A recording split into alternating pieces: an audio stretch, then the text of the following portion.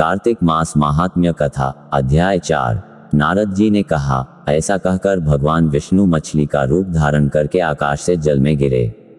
तो उस समय विंध्याचल पर्वत पर तप कर रहे महर्षि कश्यप अपनी अंजलि में जल लेकर खड़े थे। भगवान उनकी अंजलि में जा गिरे। महर्षि कश्यप ने दया करके उसे अपने कमंडल में रख लिया। मछली के थोड़ा बड़ा होने पर महर्षि कश्यप ने उसे कुएं में डाल दिया। जब वह मछली कुएं में भी न समा सकी तो उन्होंने उसे तालाब में डाल दिया। जब वह तालाब में भी न आ सकी तो उन्होंने उसे समुद्र में डाल दिया।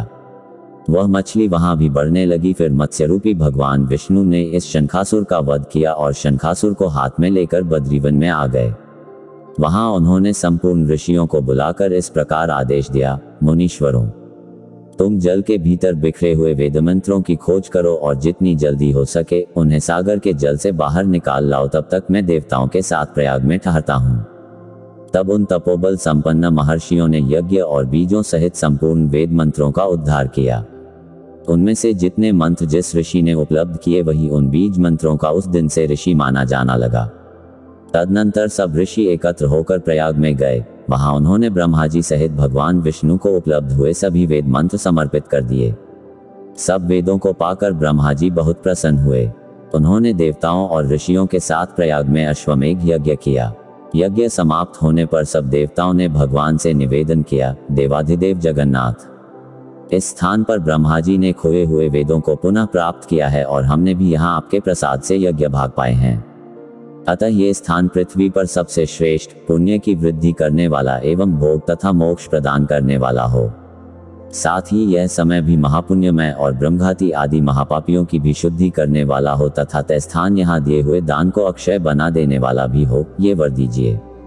भगवान विष्णु बोले, देवताओं, तुमने जो कुछ कहा है वह मुझे स्वीकार है। तुम्हारी इच्छा पूर्ण हो।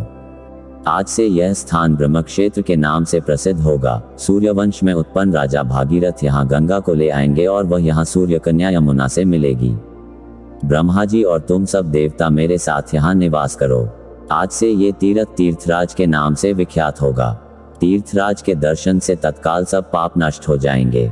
जब सूर्य मकर राशि में स्थित होंगे उस समय यहाँ स्नान करने वाले मनुष्यों के सब पापों का ये तीर्थ नाश करेगा। ये काल भी मनुष्यों के लिए सदा महान पुण्य फल देने वाला होगा।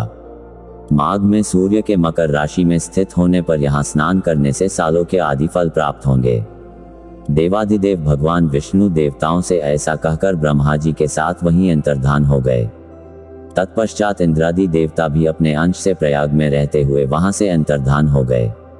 जो मनुष्य कार्तिक में तुलसी जी की जड़ के समीप श्रीहरि का पूजन करता है वह इस लोक में संपूर्ण भोगों का उपभोग करके अंत में वैकुंठ धाम को जाता है।